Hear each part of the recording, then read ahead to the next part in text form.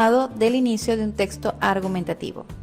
Para el ejercicio 2 te vamos a pedir que escribas tu opinión sobre la siguiente idea expresada en el texto. Como puedes ver, esto se trata de una idea de las que están dentro del párrafo que leíste hace un momento.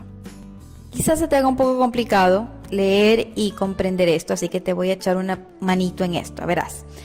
Debes opinar con respecto a esta frase, pero debes tener muy en cuenta el contexto de esta frase. Es decir, por eso es que para el ejercicio 1 lo primero que se hizo es pedirte que leas con atención el fragmento.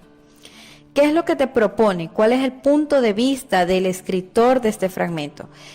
En la primera parte está la clave. Te está diciendo que los países pobres son los que están en vías de desarrollo son los más afectados por la destrucción del medio ambiente y que por ende son los más interesados, sus gobiernos, sus organizaciones son las más interesadas o deberían estarlo, de que se ponga un pare al calentamiento global, a la destrucción del medio ambiente, que por lo general está más bien en manos de los países más poderosos.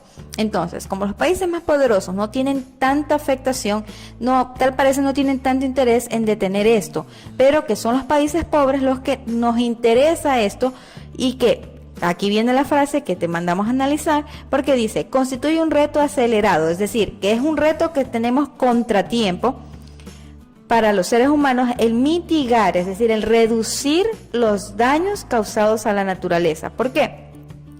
Porque es una contaminación muy grave, muy grande y lo que estamos aquí en los países subdesarrollados, en los países pobres, somos los que estamos viviendo las consecuencias de esto, ¿no? Entonces, por eso es clave de que sea ya el cambio, el mitigar los daños causados a la naturaleza, ¿sí? Espero que con eso ya tengas un poco más claro con respecto a esta oración. Como te dije, no puedes hacer el análisis solamente de una oración independientemente del contexto. Necesitamos leer bien primeramente todo el párrafo para poderlo comprender. Para el ejercicio 3 es necesario que identifiques la tesis. Recuerdas que vimos que una tesis es una idea o propuesta principal del texto, es decir, vas a buscar la idea principal del texto. Te doy una pequeña pista. Los párrafos suelen tener las ideas principales o bien explícitas o bien de forma implícita. Cuando es explícita suelen estar o bien al inicio o bien al final del párrafo. Y cuando es implícita no está escrita en el párrafo, sino que, no está escrita textualmente en el párrafo, sino más bien que tienes que leerlo para llegar a la conclusión de cuál es la idea principal, que no es el caso de este párrafo. Este párrafo tiene la idea principal, es decir, la tesis de la propuesta principal del autor está explícita, es decir, está redactada en el párrafo. Como puedes ver, allí te estoy dando un pequeño empujón para que veas cómo el autor ha incluido en las primeras líneas cuál es su propuesta, cuál es su punto de vista, la perspectiva por la cual él está tratando de convencer a su público. En el siguiente ejercicio vas a necesitar investigar qué es subjetivo y qué es objetivo.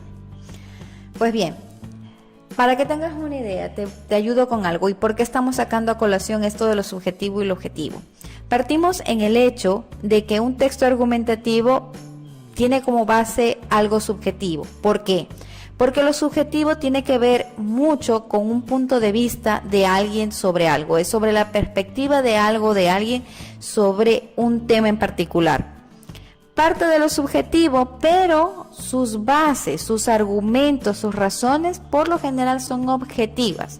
No solamente de que es algo de que, ay, yo quiero esto o mi idea es esta porque me gusta tal cosa. No, tiene razones, bases sólidas. Como vimos hace un momento, se valen de argumentos racionales, que son lógicos, que tienen coherencia, que tienen sentido, de hecho, que son cosas muy, muy objetivas, porque los hechos no los puedes cambiar, son cosas que se pueden comprobar, y esos son objetivos, los hechos. De ejemplificación, ejemplos de cosas que realmente existen, sean tangibles o no, son cosas objetivas porque existen. O de autoridad, pues obviamente también son objetivas. Entonces, por eso es que se te está pidiendo un deber en el cual tú puedas comparar hasta cierto punto la diferencia entre lo subjetivo y lo objetivo. Básicamente, lo subjetivo es aquello que tiene que ver con el punto de vista de una persona, ¿sí? Mientras que lo objetivo es algo que se puede comprobar, ¿ya? Es algo que se puede validar, se puede comprobar. Dicho de otro modo, la objetividad se basa en los hechos reales y verificables, dictaminado por juicios imparciales y sin prejuicios. Por el contrario, la subjetividad se refiere a lo subjetivo, es decir, a lo que parte de los sentimientos, de los deseos particulares, desde el punto de vista de una persona que obviamente también se va a ver afectada por experiencias anteriores. Bien, con eso en mente, pues puedes realizar la actividad. Ahora es momento de resumir lo que aprendimos el día de hoy. Pues bien, aprendimos sobre el texto argumentativo. Vimos que este tipo de textos se los utiliza para convencer al público sobre un tema determinado o un punto de vista en particular del autor. Por eso decimos que su objetivo es el de persuadir, el de convencer al público. Y para ello se vale de argumentos, es decir, razones, para probar su perspectiva y obviamente convencer. También aprendimos sobre la objetividad y la subjetividad.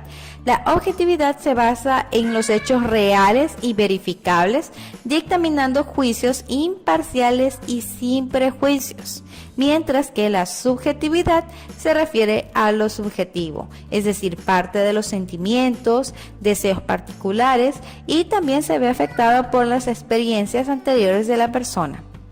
También aprendimos sobre los párrafos de que pueden tener la idea principal de forma explícita o de forma implícita. De forma explícita vas a encontrar citado textualmente en la primera o en la última oración la idea principal, mientras que de forma implícita debes analizarlo para poder llegar a la conclusión o deducir cuál es la idea principal. Y por último, ¿qué debo presentar en mi portafolio? Pues bien, debes guardar los ejercicios que desarrollaste, sea en hojas recicladas, grapadas o en un cuaderno. Finalmente te presento una idea de cómo puedes organizar los ejercicios realizados en la actividad de hoy.